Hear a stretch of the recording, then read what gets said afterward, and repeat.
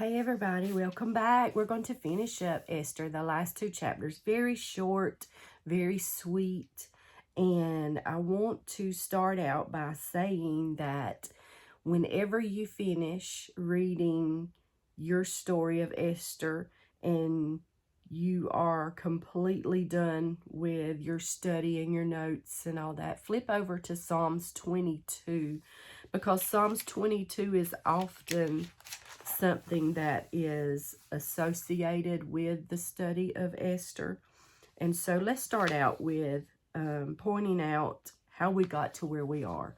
So in the story of Esther, there's this king, and he's throwing this outlandish party, and it lasts for days, and it stretches across all of his broad territory that he owns so much land and he is ruling over.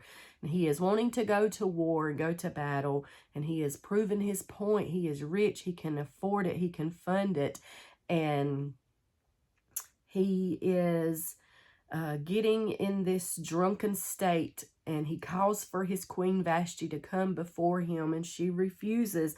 And then they get rid of the king's queen, and he goes off to war and comes back. It opens up in chapters 2, verse 1. He remembers what was done and decreed against Vashti. And from there we go on and we see that there's this beauty pageant, and they gather up all these fair young maidens, and from there they choose a new queen. And so the slot that Vashti left empty gave space. It gave way for God to plug in and to put someone in place, in position, that he could call upon and use and go about bringing a way of saving the Jewish people from annihilation.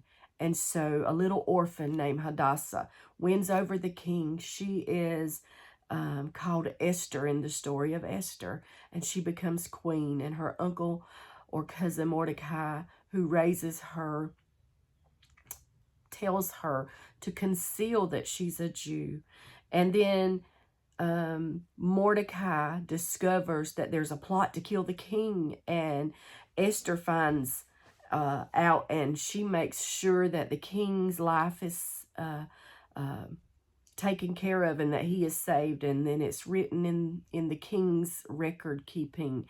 And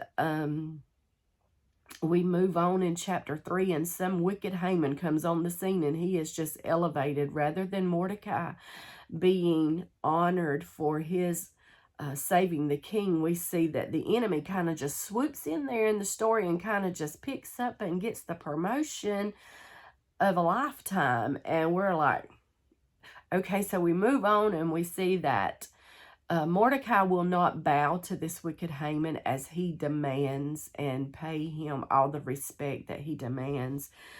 And then there's this contention and warring and wrath and strife between these two, and it leads to Haman plotting to kill all the Jews all throughout the whole area, and to just completely rid them from the earth. And so Mordecai then goes to Esther and says, honey, you've got to go in and use your royal position to plead for the people so that we are not completely done away with. And she says, I'm not allowed to do that unsummoned. And he reminds her that you're put in this position for such a time as this. And she tells him to fast, and she fasts, and then she dresses up and shows up unsummoned, and the king favors her, and she calls for a banquet for the king and Haman to come. And so they come. And then whenever he asks, what is it that you want? I'm going to grant you your petition. And she, for some reason, says, give me a second banquet, and then I'll let you know. And in between those two banquets, there was one night that the king had insomnia and could not sleep, and he calls for the chronicles to be read. And so 5 years after Mordecai had saved the king from assassination, he remembers this and wants to know what good thing has been bestowed upon Mordecai for this good deed that he's done to the king. And guess what? Nothing. And so Haman has already made gallows. He's plotting and planning on killing, and he wants Mordecai that very day. So Haman is coming in. The king and Haman and Esther are about to have their second banquet, and he is just in a bad place in his mind, and his family reminds him, Haman's family reminds him of, or they tell him that you have begun to fall, you are falling, and you will utterly surely fall. And the prediction goes forth, and about that time, it's time right then, they come and get Haman. We got to get into this banquet. So they all go in. And before they go in, though, I'm trying to remember this as I go. Before they go in, the king does honor Mordecai, and he makes Haman do the honoring. And so that's why Haman is so depressed and distraught and cannot find happiness because of this one Jew. And so anyway, we get to the second banquet. The queen gets right to the point.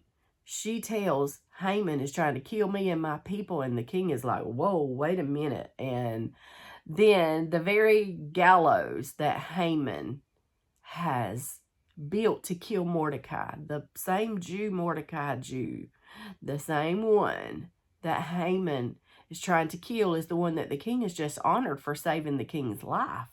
And so the story moves forward. Haman is called out. He is executed, and we get to chapter 10. Chapter 9, and we see here. Let's see. So I'm going to pick up in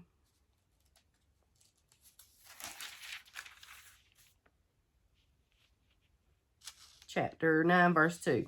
The Jews gathered themselves in the cities throughout all the provinces of King Ahasuerus to lay hand on such as sought their hurt.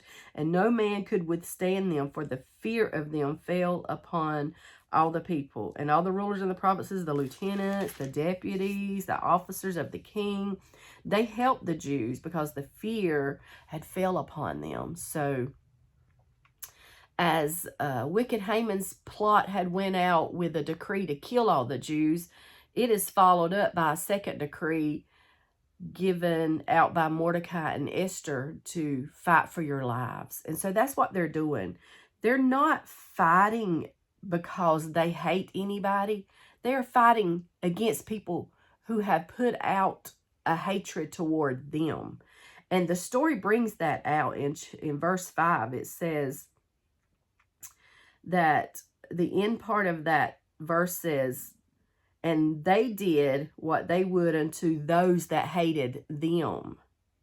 So they were defending themselves is what they were doing, because the decree had went out to kill the Jews, and then the second decree went out for the Jews to stand up and fight for their life. And so that's what they were doing. And so we get on and we see that during Haman's decree, it left the people perplexed. But during Mordecai's decree, it left them feeling hopeful and joyful. And so we get to verse 17 in chapter 9, Esther 9 and 17.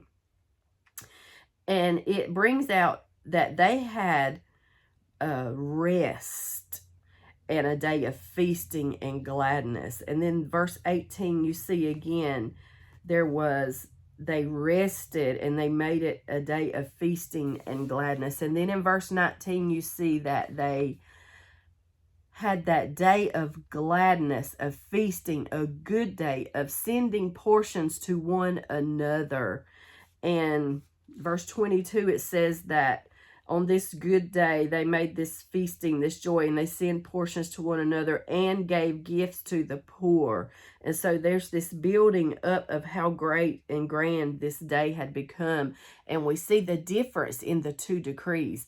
Haman's decree was to be greedy and to kill and to murder and to hate and to take.